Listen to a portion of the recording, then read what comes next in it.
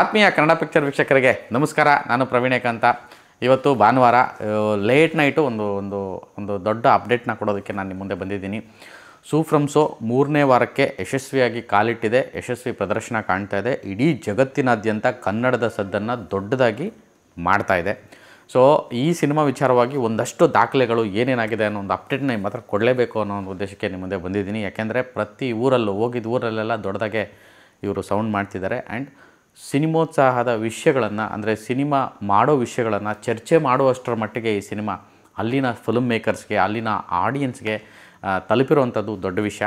So 3ನೇ ವಾರವೂ ಕೂಡ ದಾಖಲೆಯ ಬರೀ ಒಂದೇ ಒಂದು ಸಿಂಗಲ್ ಅವರಲ್ಲಿ 57,000+ ಟಿಕೆಟ್ಸು ಸೋಲ್ಡ್ ಔಟ್ ಆಗಿದೆ ಬುಕ್ ಮೈ ಶೋ ಅಲ್ಲಿ. ಅಂದರೆ ನೀವು ನಂಬಲೇಬೇಕು, ಅದು ಬರೀ ಕನ್ನಡದಲ್ಲಿ, ಅದು ನಮ್ಮ ಊರಲ್ಲಿ. ಸೊ ನಿಮಗೆ ಅದು ಬುಕ್ ಮೈ ಶೋ ನೋಡಿದ್ರೆ ಗೊತ್ತಾಗುತ್ತೆ. ಇವತ್ತು ಭಾನುವಾರ, ಇವತ್ತು ಕೂಡ ಎಲ್ಲ ಕಡೆ ಕಿಕ್ಕಿರಿದು ಹೌಸ್ಫುಲ್ಗಳಾಗ್ತಾಯಿದೆ. ನಂಬರ್ ಆಫ್ ಶೋಸ್ ಜಾಸ್ತಿ ಆಗಿದೆ. ಸೊ ಶೋಗಳು ದಿನದಿಂದ ಜಾಸ್ತಿ ಆಗ್ತಾನೆ ಹೋಗಿದೆ. ಎಲ್ಲ ಶೋಗಳಿಗೂ ಹೌಸ್ಫುಲ್ ಪ್ರದರ್ಶನ ಸಿನಿಮಾ ಕಾಣ್ತಾ ಇದೆ. ನನಗೆ ಸಿಕ್ಕಿರೋಂಥ ಮಾಹಿತಿ ಪ್ರಕಾರ 5,000+ ಶೋಗಳು ಇಲ್ಲಿಯವರೆಗೂ, ಕನ್ನಡದ ಶೋಗಳು, ಅದು ಕರ್ನಾಟಕದ ಶೋಗಳು 5,000+ ಶೋಗಳು ಹೌಸ್ಫುಲ್ ಆಗಿದೆ. ಒಂದು ಟಿಕೆಟ್ ಫ್ರೀ ಇಲ್ಲ, ಎಲ್ಲ ಸೀಟ್ಗಳು ಭರ್ತಿಯಾಗಿರೋವಂಥದ್ದು ವಿಷಯ. ಸೊ ತುಂಬಿದ ಗೃಹ ಅಂತ ಏನು ಹೇಳ್ತೀವಿ, ಅಷ್ಟು ಪ್ಯಾಕ್ಡ್ ಆಗಿ ಹೋಗಿರೋವಂಥದ್ದು. ನಿಮಗೆ ಆ್ಯಾವ್ರೇಜ್ ತೊಗೊಳ್ಳೋದಾದರೆ 900 ಶೋಸ್, ಅಂದರೆ ಈ ವೀಕ್ಡೇಸಲ್ಲಿ, ವೀಕೆಂಡ್ಸ್ ಬಿಟ್ಬಿಡಿ, ವೀಕೆಂಡ್ಸ್ ಬಿಟ್ಟು ಬರೀ ಸೋಮವಾರದಿಂದ ಗುರುವಾರ ಅಥವಾ ಶುಕ್ರವಾರದವರೆಗೂ 900 ಶೋಗಳಲ್ಲಿ 820+ ಶೋಸು ಹೌಸ್ಫುಲ್ ಆಗಿದ್ದಾವೆ.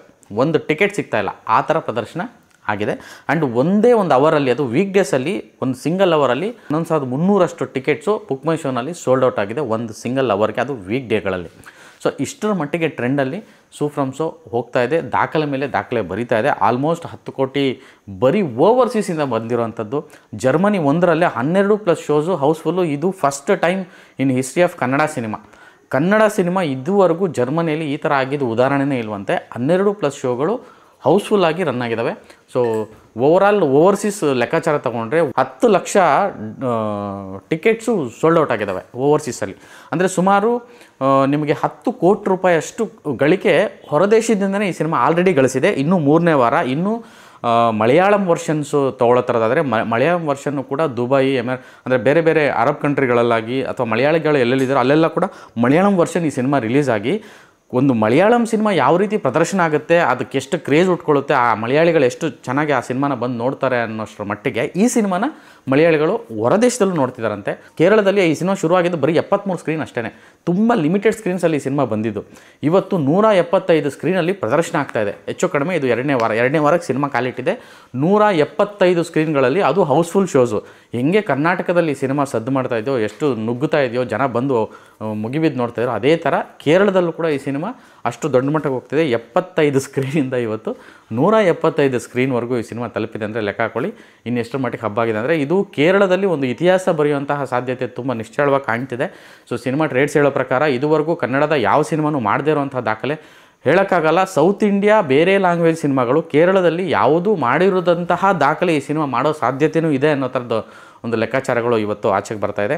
ಇದ್ರ ಜೊತೆಗೆ ತೆಲುಗಲ್ಲಿ ಈ ವಾರ ರಿಲೀಸ್ ಆಗಿದೆ ಸಿನಿಮಾ. ಸೊ ಮೊದಲನೇ ದಿನವೇ ಈ ಸಿನಿಮಾಗೆ ತುಂಬ ದೊಡ್ಡ ಮಟ್ಟದ ರೆಸ್ಪಾನ್ಸ್ ಸಿಕ್ಕಿದೆ. ಆಲ್ರೆಡಿ ಕರ್ನಾಟಕ, ಕೇರಳದಲ್ಲಿ ತುಂಬ ದೊಡ್ಡ ಮಟ್ಟದ ಯಶಸ್ಸನ್ನು ಗಳಿಸಿರೋಂಥ ಈ ಸಿನಿಮಾನ ತೆಲುಗಿನ ಜನ ತುಂಬ ಆಧಾರದಿಂದ ಸ್ವೀಕರಿಸಿದ್ದಾರೆ. ಹಾಗೆಯೇ ಅದನ್ನು ಮುಗಿಬಿದ್ದು ನೋಡ್ತಿರೋಂಥ ಒಂದು ಕೆಲಸ ನಡೀತಾ ಇದೆ. ತೆಲುಗು ಸಿನಿಮಾ ಸ್ಟ್ರೈಟಾಗಿ ಬಂದರೆ ಹೇಗಿರುತ್ತೋ ಹಬ್ಬ, ಆ ರೀತಿಯಾದಂಥ ವಾತಾವರಣ ನಿನ್ನೆ ಮತ್ತು ಇವತ್ತು ನಡೀತಾ ಇದೆ, ಹಂಗಾಗ್ತಾ ಇದೆ. ಆ್ಯಂಡ್ ಥಿಯೇಟರ್ ವಿಸಿಟ್ಗಳಿಗೆ ಹೋದಾಗ ಈ ಚಿತ್ರತಂಡನ ಅವ್ರು ಕೊಂಡಾಡ್ತಾ ಇರೋಂಥ ರೀತಿ ಮತ್ತು ಅವರು ಪ್ರಶಂಸ್ತಾ ಇರೋಂಥ ರೀತಿ, ಮತ್ತು ರಾಜ್ ಬಿ ಶೆಟ್ಟಿ ಅಂತ ಫಿಲ್ಮ್ ಮೇಕರ್ ಜೊತೆಗೆ ಅವರು ಸಂವಾದಗಳನ್ನು ಮಾಡೋಷ್ಟರ ಮಟ್ಟಿಗೆ ಈ ಒಂದು ಸಿನಿಮಾ ಅಲ್ಲಿಂದು ಬಜ್ ಕ್ರಿಯೇಟ್ ಮಾಡಿದೆ. ಅಂದರೆ ನಿಜವಾಗ್ಲೂ ಇದು ಮ್ಯಾರಕಲ್ ಅಂತಲೇ ಹೇಳ್ಬೋದು, ಮ್ಯಾಜಿಕ್ ಅಂತಲೇ ಹೇಳ್ಬೋದು. ಸಿನಿಮಾಗೆ ಮಾತ್ರ ಈ ಶಕ್ತಿ ಇದೆ ಅಂತ ಹೇಳ್ಬೋದು. ಮತ್ತು ಪ್ರಾಮಾಣಿಕವಾಗಿ ಸಿನಿಮಾ ಕೆಲಸ ಮಾಡಿದಾಗ ಯಾವುದೇ ಒಂದು, ಅದೇ ಎಲ್ಲೋ ಒಂದು ಕಡೆ ಇವತ್ತು ಒಂದು ಸಂವಾದದಲ್ಲಿ ನೋಡ್ತಾ ಇದ್ದೆ, ರಾಜ್ ಬಿ ಶೆಟ್ಟಿ ಹೇಳ್ತಾಯಿದ್ರು, ಲೀಡರ್ ಆಗಿ ತಂಡನ ಕಟ್ಟಕ್ಕೆ ಹೋಗಬಾರ್ದು, ತಂಡದ ಒಬ್ಬ ಸದಸ್ಯನಾಗಿ, ತಂಡ ಅಂದರೆ ಎಲ್ಲರೂ ಒಂದೇ ಅನ್ನೋ ಒಂದು ಮನಸ್ಥಿತಿಯಲ್ಲಿ, ಆ ಮನಸ್ಥಿತಿಗಳ ಜೊತೆ ನೀವು ಬೆಸ್ಟ್ಕೊಂಡು ಸಿನಿಮಾ ಮಾಡಿದಾಗ ಈ ಥರದ ಪ್ರಯತ್ನಗಳು ಆಗ್ತವೆ. ಸೊ ಪರಸ್ಪರ ಗೌರವ ಇರಬೇಕು, ಪರಸ್ಪರ ಐಡಿಯಾ ಎಕ್ಸ್ಚೇಂಜ್ಗಳಿಗೆ ಒಮ್ಮತ ಇರಬೇಕು, ಆವಾಗ ಈ ಥರದ್ದೆಲ್ಲ ಒಂದು ಕಂಟೆಂಟ್ ಆಚೆ ಬರುತ್ತೆ ಅನ್ನೋ ಒಂದು ಮಾತು ಹೇಳಿದ್ರು. ಮೇ ಬಿ ಈ ಥರದ ಪರಿಶ್ರಮ, ಈ ಥರದ ಒಂದು ಹೊಂದಾಣಿಕೆ, ಈ ಥರದ ಒಂದು ಒಡಂಬಡಿಕೆ, ಈ ಥರದ ಒಂದು ಪ್ರಾಮಾಣಿಕ ಪ್ರಯತ್ನ ಮಾಡಿರೋದಕ್ಕೇ ಇವತ್ತು ಈ ಸಿನಿಮಾ ಇಷ್ಟು ಜಗತ್ತಿನಾದ್ಯಂತ ರೀಚ್ ಆಗ್ತಿದೆ ಅಂತ ಹೇಳಿದ್ರೆ ತಪ್ಪಾಗಲ್ಲ. ಸೊ ಇದಿಷ್ಟು ಸೂಫ್ರಮ್ಸೋ ಸಿನಿಮಾದ ಅಪ್ಡೇಟು. ಈ ಸಿನಿಮಾದ ಕುರಿತು ದಿನ ಮಾತಾಡ್ಬೋದು, ಪ್ರತಿದಿನ ಒಂದೊಂದು ಅಪ್ಡೇಟ್ ರೈಸ್ ಆಗ್ತಾನೆ ಹೋಗ್ತದೆ, ಪ್ರತಿದಿನ ಒಂದೊಂದು ಹೊಸ ದಾಖಲೆಗಳಿಗೆ ಸಾಕ್ಷಿ ಆಗ್ತಾನೆ ಹೋಗ್ತದೆ. ಸೊ ಈ ವೀಕೆಂಡ್ಗೆ ನಿಮ್ಗೆ ಈ ಒಂದು ಸಿನಿಮಾದ ಒಂದು ಸಮ್ಮರೈಸ್ಡ್ ಅಪ್ಡೇಟು ಈ ವಾರದ್ದು ಏನು ಅನ್ನೋದನ್ನು ನಿಮಗೆ ತಲುಪಿಸ್ಬೇಕು ಅನ್ನೋ ಒಂದು ಮನಸ್ಸಾಯಿತು. ಸೊ ಹಾಗಾಗಿ ಇದನ್ನು ನಿಮ್ಮ ಮುಂದೆ ಇಟ್ಟಿದ್ದೀನಿ. ಸೊ ಸೂಫ್ರಮ್ಸೋ ಎಲ್ಲಿ ಹೋಗಿ ಮುಟ್ಟುತ್ತೆ ಅಂತ ನಾನು ಮೊದಲನೇ ದಿನದೂ ಹೇಳ್ತೀನಿ, ಗೊತ್ತಿಲ್ಲ.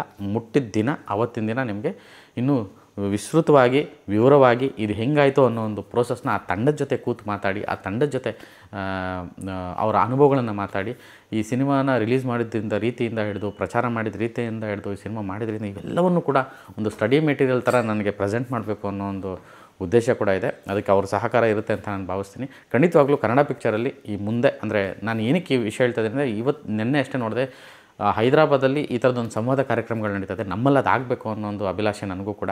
ಕನ್ನಡ ಒಂದು ಒಳ್ಳೆಯ ಸಿನಿಮಾ ಬಂದಾಗ, ಅದೊಂದು ಒಳ್ಳೆ ಯಶಸ್ಸು ಸಿಕ್ಕಿದಾಗ ಅದನ್ನು ಹಂಚ್ಕೋಬೇಕು. ಅದು ಹೇಗಾಯಿತು ಅನ್ನೋದನ್ನು ನಾವು ಮಾತಾಡಿದ್ರೆ ಒಳ್ಳೇದು ಅನಿಸುತ್ತೆ, ಬೇರೆಯವ್ರಿಗೆ ಹೆಲ್ಪ್ ಆಗುತ್ತೆ ಅನಿಸುತ್ತೆ. ಯಾಕೆಂದರೆ ತುಂಬ ಜನಕ್ಕೆ ಒಳ್ಳೆ ಕಂಟೆಂಟ್ ಮಾಡೋದು ಗೊತ್ತಿರುತ್ತೆ, ಆದರೆ ಮಾರ್ಕೆಟಿಂಗ್ ಮಾಡೋವಂಥದ್ದು ಗೊತ್ತಿರಲ್ಲ, ಅದನ್ನ ಸೆಲ್ ಮಾಡ್ಕೊಳ್ಳೋಂಥದ್ದು ಗೊತ್ತಿರಲ್ಲ, ಅಥವಾ ಒಂದು ಒಳ್ಳೆ ಒಂದು ರೆಸ್ಪಾನ್ಸ್ ಸಿಕ್ಕಿರುತ್ತೆ, ಥಿಯೇಟ್ರನ್ನ ಉಳಿಸ್ಕೊಳ್ಳೋ ರೀತಿ ಗೊತ್ತಾಗಿರೋದಿಲ್ಲ. ಸೊ ಈ ರೀತಿ ಸಾಕಷ್ಟು ವಿಚಾರಗಳಿಗೆ ಈ ಸಿನಿಮಾ ಹೆಲ್ಪ್ಫುಲ್ ಆಗುತ್ತೆ ಅಂತ ನಾನು ಭಾವಿಸ್ತೀನಿ. ಸದ್ಯದಲ್ಲೇ ಅದನ್ನು ಕೂಡ ನಿಮ್ಮ ಮುಂದೆ ಇಡೋಂಥ ಪ್ರಯತ್ನ ನಾನು ಮಾಡ್ತೀನಿ. ನಮಸ್ಕಾರ.